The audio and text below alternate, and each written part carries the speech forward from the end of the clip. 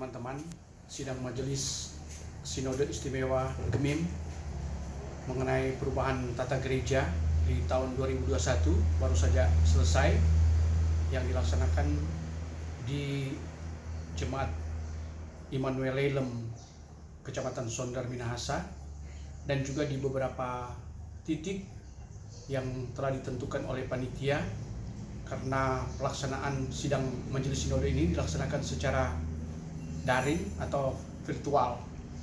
Dan dari hasil sidang Majelis Sinode Istimewa ini telah menghasilkan beberapa poin penting yang mungkin menjadi pertanyaan, poin-poin apa saja yang terjadi perubahan dalam tata gereja. Dan saat ini saya sedang bersama dengan sekretaris tim penyusunan konsep perubahan tata gereja Gemim, Pendeta Christian Lubuk MTH, yang juga sehari-hari sebagai Ketua Jemaat Sion Sentrum Sendangan Kaongkoan. Pendeta, mungkin bisa memberikan penjelasan dari hasil-hasil sidang Majelis Sinode Istimewa ke-80 yang baru selesai. Ya. Oke, terima kasih Pak Jeff. Teman-teman, shalom. Ya, damai di hati. Yang pertama tentu orang bersyukur kepada Tuhan Yesus, Kepala Gereja, yang berkenan sehingga sidang Majelis Sinode Istimewa ke-80 Gemim yang membahas khusus tentang perubahan tata gereja boleh terlaksana setelah berbagai proses dan dinamika yang dijalani. Jadi ini semua karena kemurahan Tuhan, bagian dari ungkapan ketaatan iman gereja untuk melayani Tuhan lewat bentuk-bentuk pelayanan gereja yang terus mengevaluasi diri, mengevaluasi masalah-masalah yang ada, dan terus berusaha menjawab itu, bahkan menyesuaikan dengan perkembangan zaman, di mana kehendak Tuhan dinyatakan lewat kehidupan bergereja yang ditata lebih baik dari waktu ke waktu.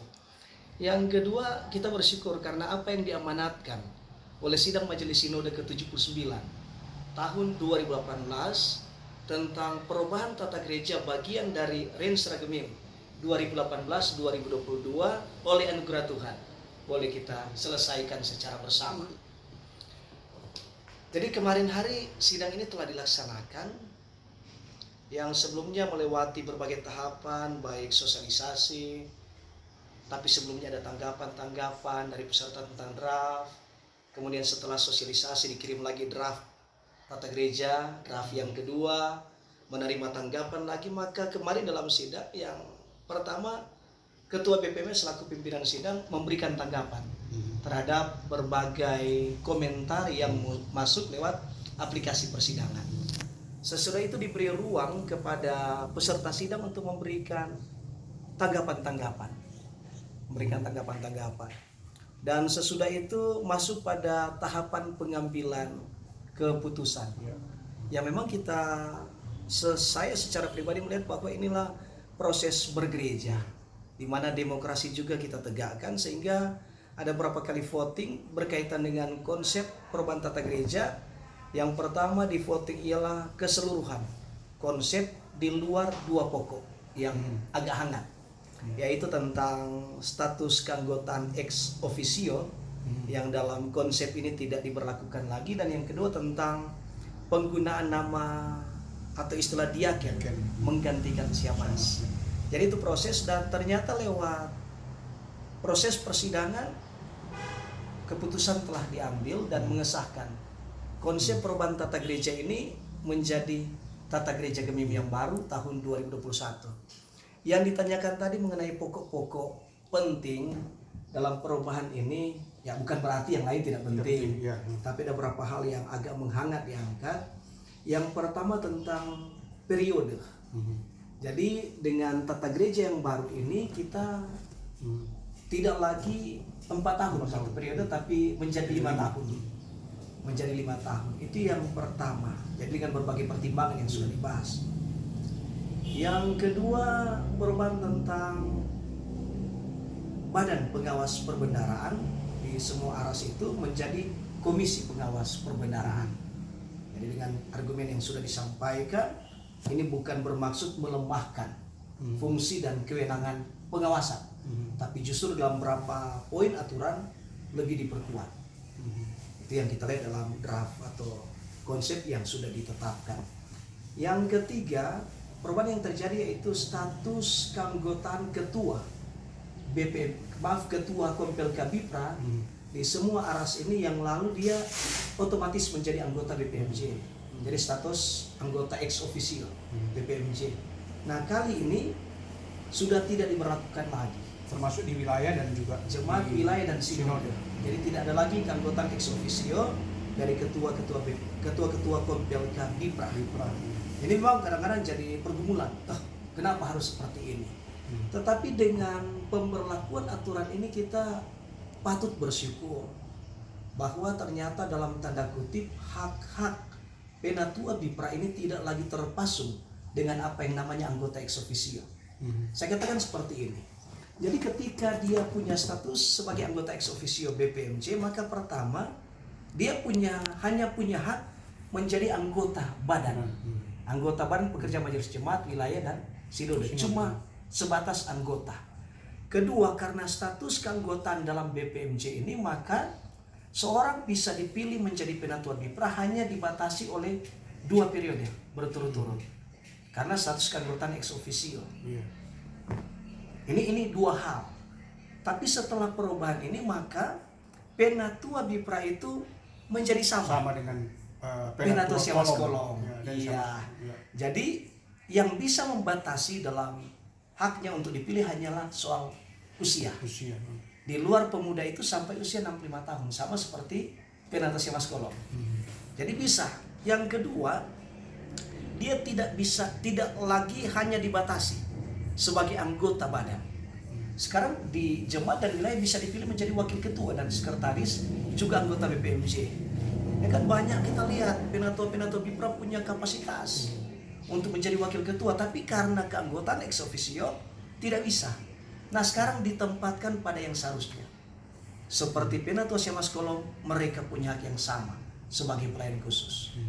Tidak dibatasi oleh 2 periode berturut-turut, tapi oleh usia, dan juga bisa menjadi wakil ketua, sekretaris, dan anggota di Badan Pekerja Jemaat Wilayah. Dan Kalau sinode wakil ketua, misalnya bidang hukum HAM, sertifikasi ASER, bisa.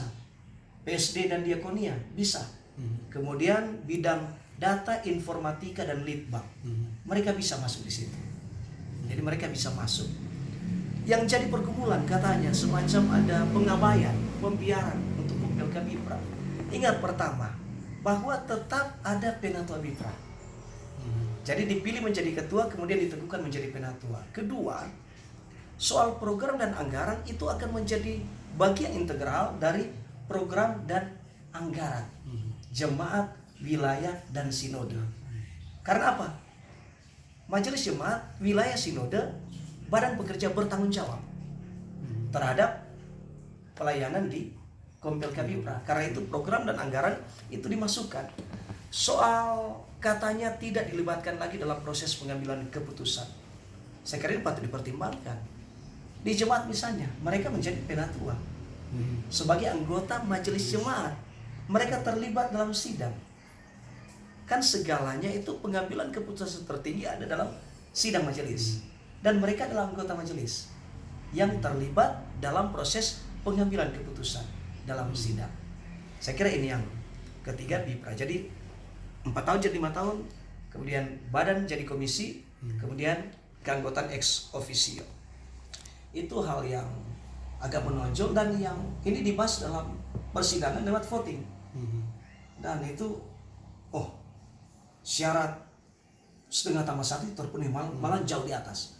Kemudian penggunaan istilah diaken untuk menggantikan siamas. Jadi dengan berbagai pertimbangan teologis, alkitabiah, tapi juga pertimbangan di mana Gemim selalu berhubungan dengan gereja-gereja di luar, baik partner tapi gereja-gereja yang juga ada luar daerah, di luar negeri, apalagi Gemim telah menjadi gereja yang global. maka gereja akan berhadapan dengan Gemim akan berhadapan dengan gereja-gereja seperti itu yang juga dalam penataan pelayanan gereja menggunakan istilah yang sama. Jadi kita telah merubah. Jadi itu empat poin. Periodisasi untuk dua jabatan, dua masa jabatan untuk iya. ketua. Jadi sekarang sesuai tata gereja yang telah dihitung kemarin. Jadi kalau yang lalu pembatasan periodisasi ialah 2 periode berturut-turut. Jadi dalam semua jabatan tetap terhitung 2 periode. Nah sekarang yang diatur ialah 2 periode pada jabatan yang sama. Misalnya di jemaat, di wilayah, di sinode. Jadi dia telah 2 kali menjadi wakil ketua. Atau 2 kali jadi ketua. 2 kali jadi ketua, misalnya di sinode. Berikut dia tidak bisa lagi menjadi ketua. Dia telah 2 kali menjadi wakil ketua. Kali ketiga dia bisa di jabatan yang lain, sekretaris dan lain-lain. Tapi ingat untuk ketua, ini ketua kalau soal di arah sinode, ketua itu dibatasi.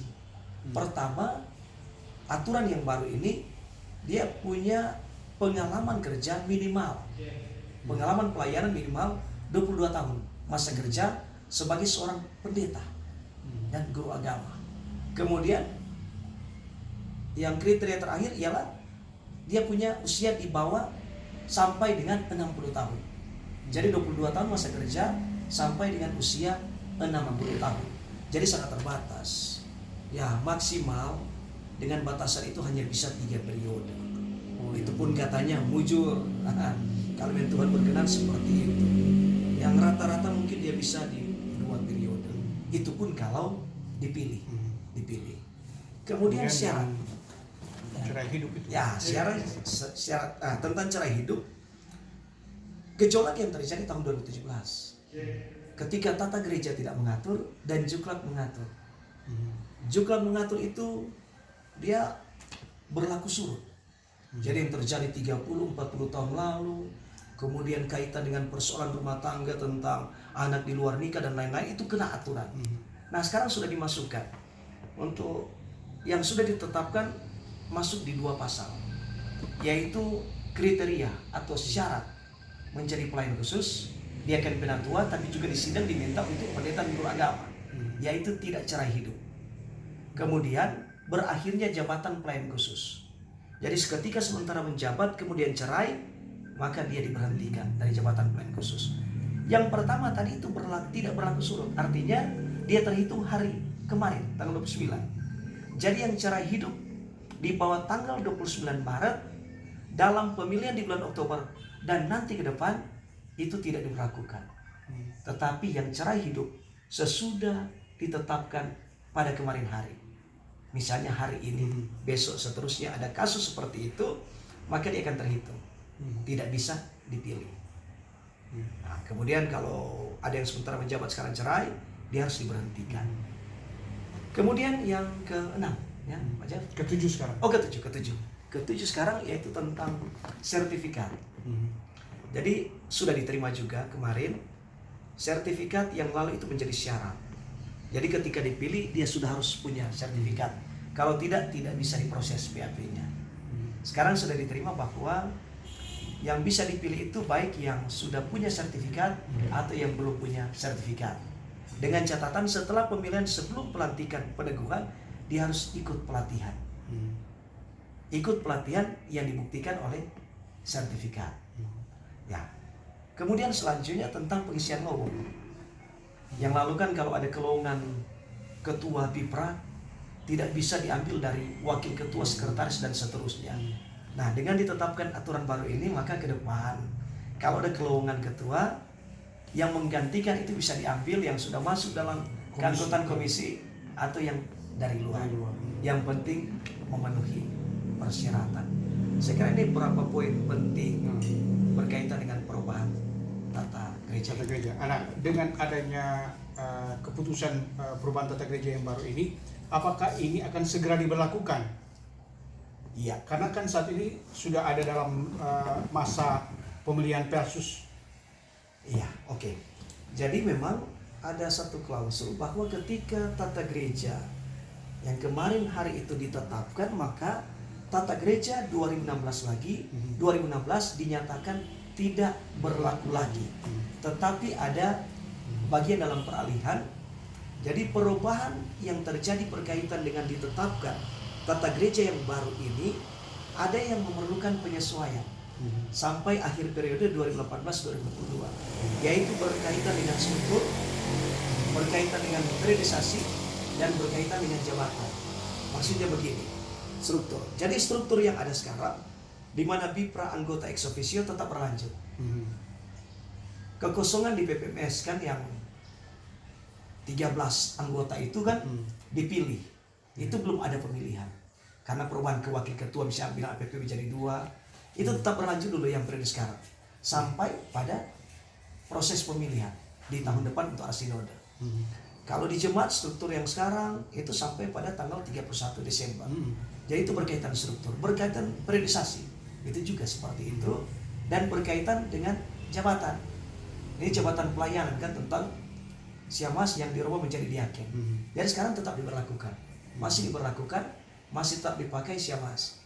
Nanti masuk periode yang baru, kita akan menggunakan istilah yang baru. Jadi artinya bahwa betul dari 4 tahun menjadi 5 tahun bicara periode. Tetapi itu nanti diberlakukan pada periode yang baru. 3 hal itu. Tapi yang lain-lain itu segera diberlakukan. Iya. Demikianlah beberapa poin penting tentang materi perubahan tata gereja GEMIM di tahun 2021 ini, dan apapun yang nanti akan dilaksanakan pada pelaksanaan program-program GEMIM berikut tentu tergantung juga dari kesiapan daripada jemaat. Dan untuk menjawab ini tentu mungkin menyangkut kesiapan-kesiapan di jemaat, bagaimana sosialisasi dan bagaimana upaya-upaya yang akan dilakukan oleh pimpinan gereja. Mungkin ada beberapa tanggapan lagi dari pendeta. Ya, oke.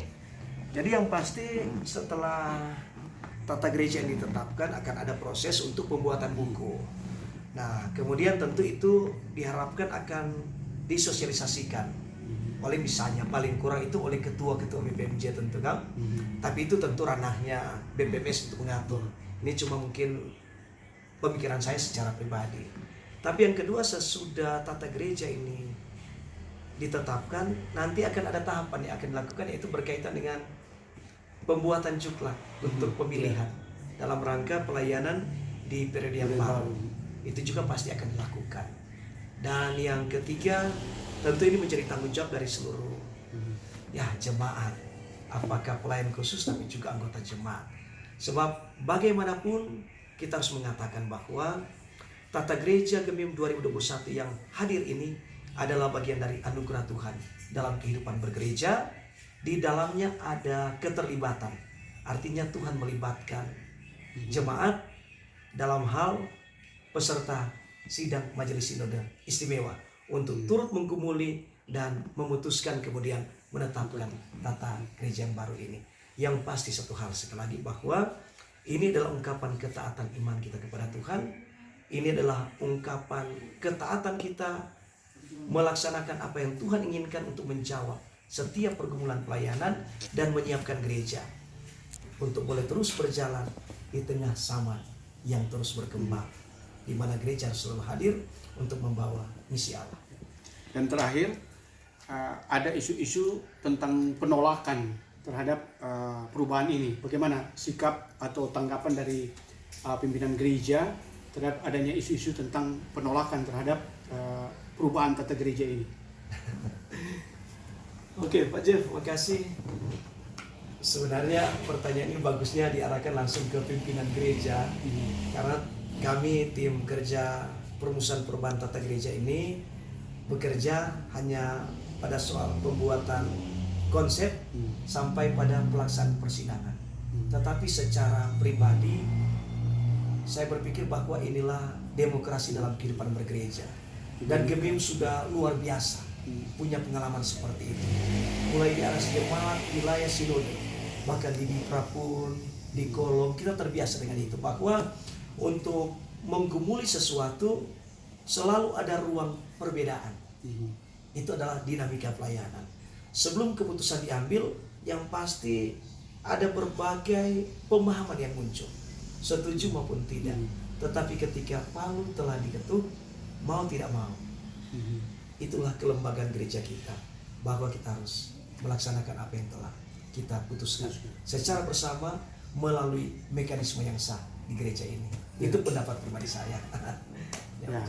Terima kasih Pendeta Christian Luhuk. Beberapa catatan penting yang sudah disampaikan, dan apa yang telah disampaikan ini kiranya menjadi perhatian bagi seluruh jemaat Gemim dari Aras Sinode, wilayah dan jemaat, termasuk juga Bipra. Dan sekian, sampai jumpa lagi.